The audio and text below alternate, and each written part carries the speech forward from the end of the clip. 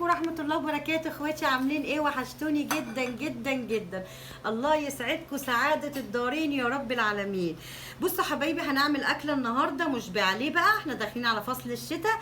كل عام وحضراتكم بخير وطيبين، ويا رب تشوفوا السعادة يا رب العالمين اضعاف اضعاف اضعاف ما بتتمنوا. دلوقتي هنعمل بسكوت الشوفان.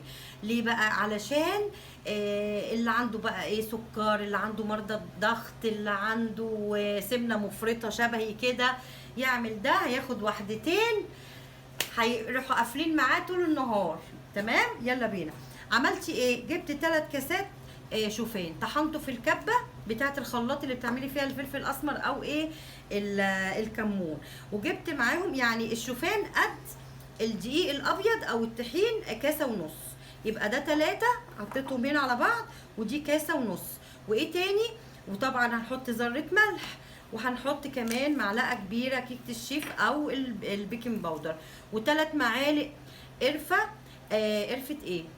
سوري، 3 معالق يا بنات كاكاو. الكاكاو ده خام من غير سكر. لو ما فيش الخام دوت الاسباني اللي انا بعتمده وبجيبه في كل وصفتي حلا يعني، جيبي عادي من اللي فيه سكر. تمام. وهنجيب كاسه الا ربع سكر. انا عامله طعمه يا دوبك كده، يبقى مش عايزينه مسكر ولا محلي قوي، فكاسه الا ربع. اللي عايز يزود سكر دي حاجه ترجع لكم. وكاسه زيت ذره. تمام. وهنحط 5 نقط فانيليا، وهنحط واحدة زبادي. بسكوت بدون زبدة، بدون حليب، بدون بيض. ازاي يا ناني؟ ما اعرفش، هتشوفي دلوقتي الوصفة مع بعض. يلا بينا. هنجيب البولة بتاعتنا وننزل فيها الدقيق كله، هنخلطه مع بعض. هنحط 3 والواحدة ونص الدقيق، 3 الشوفان. تمام. ونحط الواحدة ونص الدقيق الابيض. تمام. وهنحط معاها كل المواد الجافه. هنحط ذره ملح، ما بنكترش بقى عشان احنا بنعمل حلا وكده. وهنحط معلقه الكيكه الشيف اهي، معلقه. طبعا انت عايري مالكيش دعوه بيا بقى. تمام. حطينا نص الباكو، حطينا نص الباكو اهو.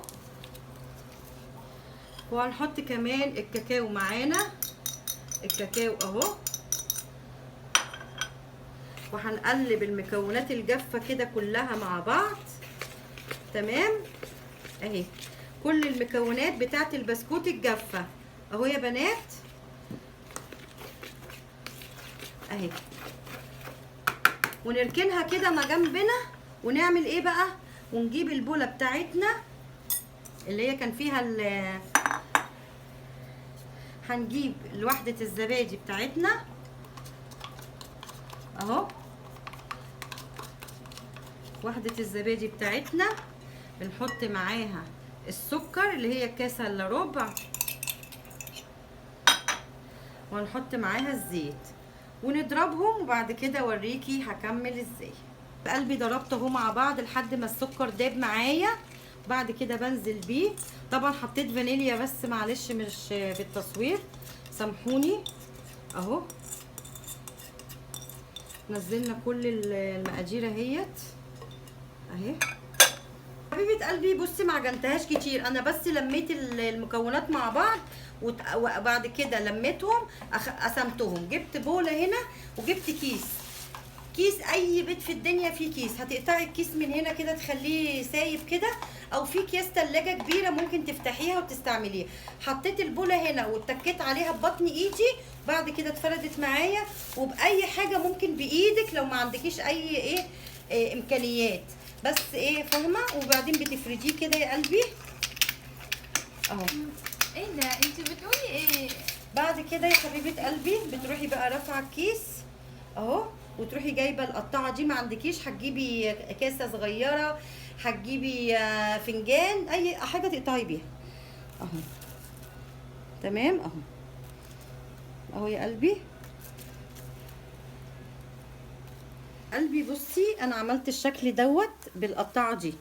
تمام. ما عندكيش القطعه دي مفيش اي مشكله، تجيبي كاسه تكون صغيره وتروحي جايه بصي عامله كده بالشوكه في النص، بتقعدي تنزلي كده. تمام. وبعد كده بتروحي تعملي هنا كمان اهو. وهنا كمان اهو خلصنا اشكال، وعملت هنا ديت هلال، وكملت ده وده عملته كده بالايه بالشكل اللي عندي ده. انت لو عندك اي اشكال بس بالراحه وانت بتشيليه عشان البسكوت ده رقيق وايه وده شوفان. هكمل واوريكي لما ايه. استني اوريكي بقى اللي طلع.